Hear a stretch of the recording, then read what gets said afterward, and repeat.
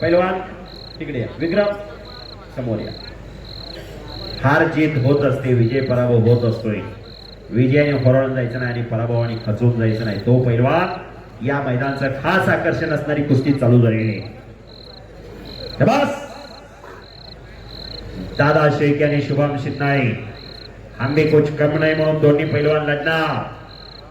आर्यापा बस आणि समोरून दस्ती दादा शेके.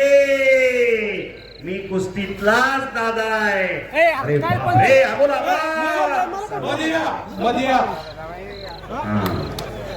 आबा सावध बसा. बरं नाही बरं का. 230 किलो वजन आहे दोघांचं. हा खालीवाल्याकडे भ्यायला लागली.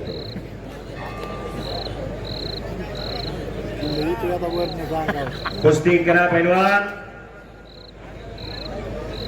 डोक्याला डोकं लागलेलं आहे. डोक्यातले विचार चालू आहे. चौदंडी चालू आहे, गर्दनकेज चालू आहे, पंजे की पकड चालू आहे. बुद्धीचा आणि बलाचा शास्त्रोक्त उपयोग म्हणजे कुस्ती. बुद्धीच्या आणि बलाच्या जोरावर खेळला जाणारा खेळ म्हणजे कुस्ती. मानवाने पृथ्वीवर जन्म घेतला त्यावेळेस अन्न मिळवण्यासाठी मानवाला पहिल्यांदा कुस्तीच करावी लागली. शबास शबास मध्ये चला. दैदिप्यमान इतिहास हिंद केसरी मारुती भाऊ मानेंचं चरित्र सांगत होतो. कवटेपिरा नावाचं गाव सांगली जवळ, महाराष्ट्रातलं एकमेव उदाहरण. गावचे सरपंच आणि खासदार कसे झाले मारुती भाऊ. सांगलीचं शिष्टमंडळ दिल्लीला गेलं होतं राजीव गांधींना भेटायला. स्वतंत्र सेनाने धुळाप्पांना नवलेला खासदार घ्या म्हणून.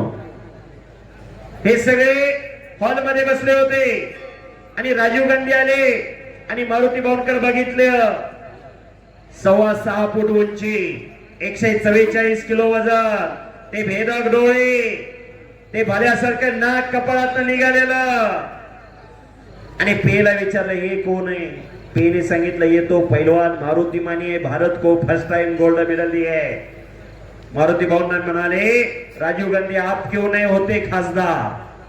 दुसऱ्यासाठी दुसऱ्याची वर्णी लावायला गेले होते आणि मारुती भाऊंना खासदार केलं राजीव गांधीने.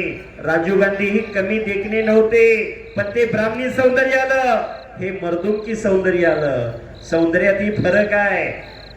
गावचे सरपंच आणि खासदार असे मारुती भाऊ माने.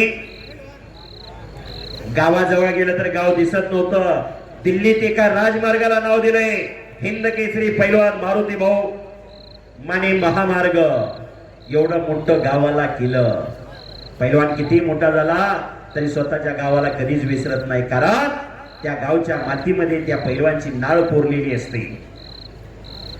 असा इतिहास या पैलवानकीचा आणि या कुस्तीचा. आज हरिश्चंद्र बिराजदार मामा आपल्यामध्ये नाही, पण या पुणे जिल्ह्याच्या कुस्तीची जडणघडण खऱ्या अर्थाने केली ते हरिश्चंद्र बिराजदार मामाने. निष्कलंक चारित्र्य आणि धवल कीर्ती म्हणजे हरिश्चंद्र बिराजदार मामा. पैलवान कसे असावे याचं उत्तम उदाहरण म्हणजे हरिश्चंद्र बिराजदार मामा. वस्ताद कसे असावे याचं उत्तम उदाहरण म्हणजे हरिश्चंद्र बिराजदार मामा. रामलिंग मुदगड नावाचं गाव लातूर जिल्ह्यात कासार साई जवळ 9वी-10वीच्या वयात असताना कोल्हापूरच्या गंगावेश तालमीमध्ये रुजू झाले. या महाराष्ट्राचा पहिला डबल महाराष्ट्र केसरी गणपत खेडकर 1964 आणि 1965. गणपत खेडकरांना त्यांना वस्ताद होते गंगावेश तालमीला. शाबास. उत्तरोत्तर प्रगती वाढत गेली. एक चपळ पोरग, एक पोटात आतडी कोटळ असल्यासारखं पोरग वाढायला लागलं आणि संपूर्ण महाराष्ट्राचं लक्ष वेधून घेतलं हरिश्चंद्र बिराजदार मामाने. 29 नोव्हेंबर 1969 महाराष्ट्र केसरी झाले. पुढं 1971 ला बनारसला रुस्तम हिंद झाले, नेत्रपालला मारो, आणि 1972 ला राष्ट्रकुल सुवर्ण पदक विजेता होण्याचा बहुमान मिळवला. राष्ट्रकुल याचा अर्थ असा, इंग्रज सरकारच्या आधिपत्याखाली जी राष्ट्र होती पहिला मध्ये या, मध्ये घ्या. त्यांची कुस्ती स्पर्धा आजही होते. 71 देश सहभागी होते. 71 देशात नंबर काढला आणि भारताचा तिरंगा झेंडा उंचावरती नेला, राष्ट्रगीत गायलं गेलं. असे हरिश्चंद्र बिराजदार मामा स्वतःची पैलवानगी संपली, लाल मातीपासून दूर झाली नाही. गोकुळवस्था तालमीचा कार्यभार हातामध्ये घेतला. 6 महाराज केसरी घडवले. पैलवान छोटा रावसाहेब मगर, पैलवान तानाजी बनकर, पैलवान दत्ता गायकवाड, पैलवान राहुल काळभोर, पैलवान चंद्रहास निमगिरे आणि पैलवान व्याध येते, आठवण येते. या लाल मातीच्या माध्यमातून फार मोठं काम या महाराष्ट्राच्या कुस्तीमध्ये केलं हरिश्चंद्र बिराजदार मामाने. कुस्ती करा पैलवान, शुभम कुस्ती करा.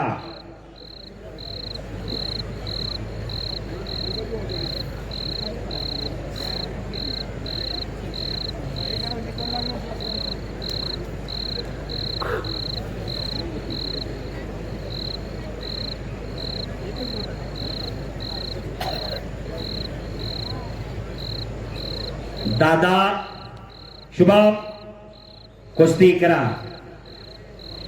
कुस्तीचा अभ्यास करावा लागतो. निस्ती ताकद असून कुस्ती होत नाही.